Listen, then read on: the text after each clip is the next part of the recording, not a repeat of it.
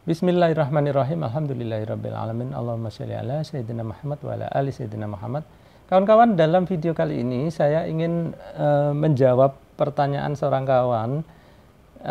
Dia menanyakan, Pak, bagaimana sih proses terjadinya masuk angin pada perpipaan tandon gitu ya. Tolong dijelasin di papan tulis dong gitu. Nah, selama ini beberapa kali saya menyinggung tentang masuk angin ya di dalam perpipaan tandon ya kawan-kawan. Bahkan saya sudah mempraktekannya bahwa kalau masuk angin itu air susah keluar ya. Nah, nanti saya peragakan sebentar apa bedanya pipa yang masuk angin sama pipa yang enggak masuk angin. Ayo kita tes dulu biar kawan-kawan bisa lihat. Sekarang kita akan menguji dengan kondisi pipa kosong ya. Ini tidak ada airnya, isinya udara. Kita akan perhatikan ya berapa lama waktu yang dibutuhkan untuk mengalirkan air dari posisi sini sampai posisi ini. Semua keran masih tertutup. Sekarang saya buka ya satu persatu. Bismillah.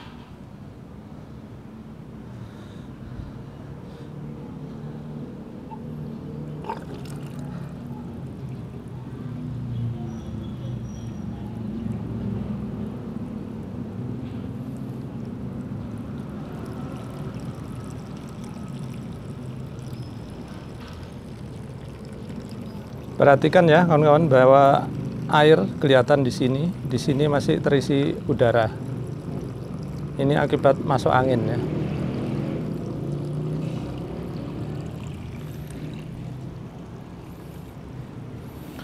Waktunya mungkin akan saya percepat sehingga kawan-kawan tidak perlu menunggu terlalu lama.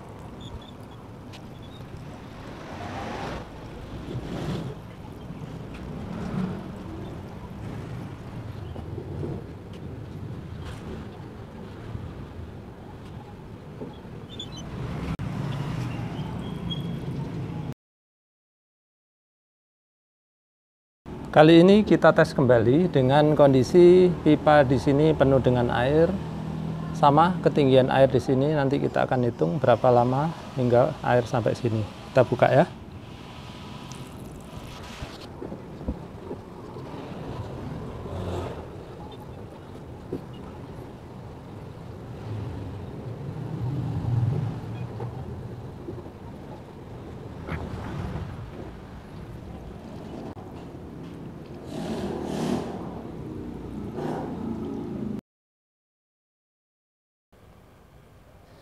Nah, dari hasil pengetesan tadi terlihat ya bahwa yang pipa yang kita bikin masuk angin ternyata dia lebih lambat sekitar setengah menit untuk menghabiskan air yang ada di tandon tadi.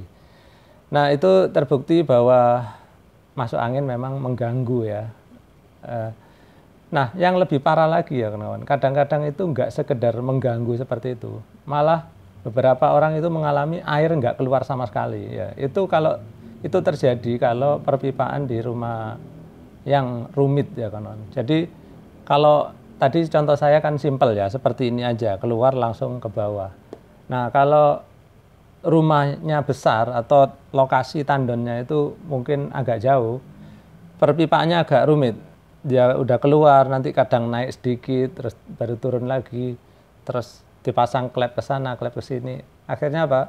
Masuk anginnya itu parah ya, sehingga ketika dibuka keran di bawah itu air nggak mengalir sama sekali. Nah, bagaimana itu bisa terjadi masuk angin tersebut?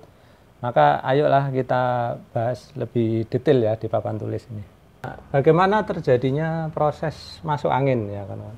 Perhatikan ya kawan-kawan, di sini saya gambarkan bahwa tandon, kemudian ini pipa output ya atau keluaran, terus ini pipa input atau bagian pengisian. Nah, situasi seperti ini ketika air udah terpakai semua, maka tandon kosong, kemudian pipa-pipa juga kosong gitu ya. Nah, kalau semuanya udah kosong, artinya apa? Isinya udara, yang di sini juga udara. Atau orang kita suka nyebutnya angin ya, angin adalah udara gitu. Oke, nah bagaimana proses terjadinya masuk angin? Nah, ini kan udah berisi angin nih semua, atau udara. Nah, ketika kita udah mulai ngisi tandon lagi, ya isi dari sini, kemudian air akan keluar sini, kemudian tandon udah mulai penuh nih, misalkan seperti ini. Nah, tadinya udara yang berada di sini, ya, udara yang berada di sini bingung ya. Udara itu kan bentuknya kayak gelembung ya kalau ditaruh di air. Nah, gelembung ini sebetulnya pengen keluar ke sini, pengen ke atas sini.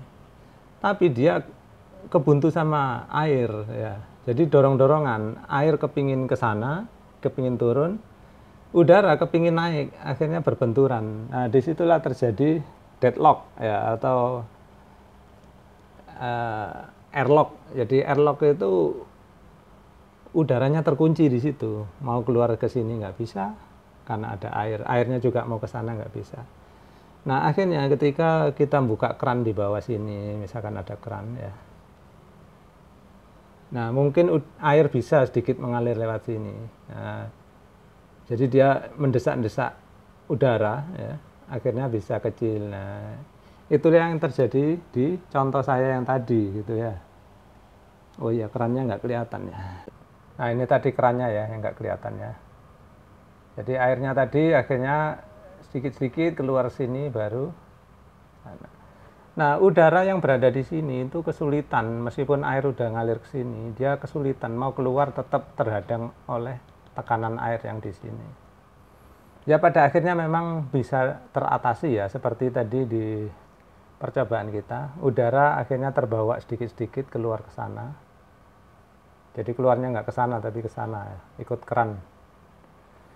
Nah, yang parahnya ya kawan-kawan, kadang-kadang untuk contoh kita tadi itu kan sederhana tuh ya, masih bisa air mengalir meskipun lebih pelan gitu, masih lumayan.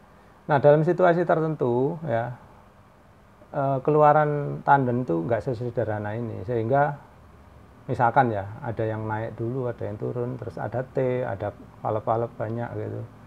Akhirnya apa? Airlocknya atau masuk anginnya itu jadi parah, sangat parah, sehingga keran dibuka pun air nggak keluar sama sekali. Ada yang terjadi seperti itu. Nah, cara mengatasinya bagaimana? Cara mengatasinya adalah dengan cara menyatukan input dan output. Ya, ini yang sering kali saya anjurkan ya kawan-kawan. Nah, seperti itu.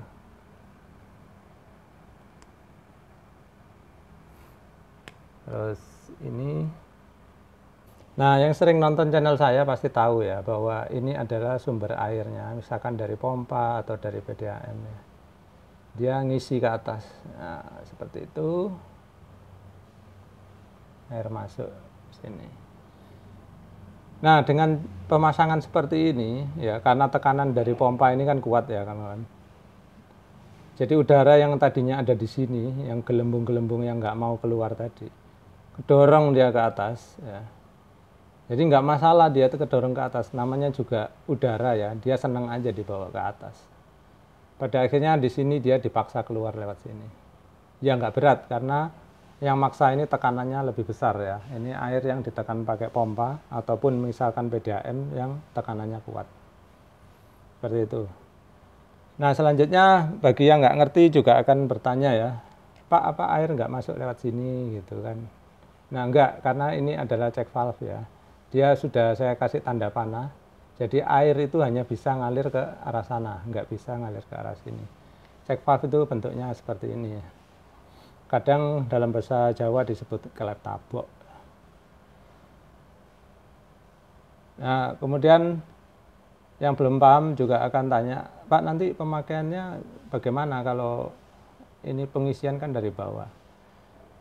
Pemakaian ini hanya akan terjadi kalau air dari pompa ataupun dari PDAM tidak menekan lagi. Artinya apa? Pompa mati atau PDAM lagi mati, sehingga air baru keluar ya. Karena apa? Tandon kita ini kan tandon cadangan ya, cadangan air. Jadi dia hanya dipakai kalau PDAM ataupun pompa mati gitu ya. Nah, dengan cara ini pun kawan-kawan bisa mendapatkan tekanan yang jauh lebih besar daripada yang model yang pertama tadi. Karena apa? Air dari pompa ataupun dari PDAM bisa langsung dimanfaatkan. Jadi tekanan keran di sini akan sangat besar sehingga mantap kalau dipakai, nyaman, jos gitu ya. Jadi itu keuntungan sistem ini. Baiklah, itu tadi ya kawan-kawan, keterangan yang sederhana tentang bagaimana sih proses terjadinya masuk angin atau airlock itu. Nah, kemudian kawan-kawan mungkin masih banyak pertanyaan yang menggantung di pikirannya gitu. Kawan-kawan kalau masih ada pertanyaan silakan lihat juga video sebelumnya, yaitu video ini. Ya, karena di situ saya menerangkan panjang lebar juga. Jadi biar saya nggak ngulang-ngulang keterangan ini. Baiklah kawan-kawan, itu saja dulu dari saya. Mudah-mudahan video ini bermanfaat. Terima kasih sudah menyaksikan.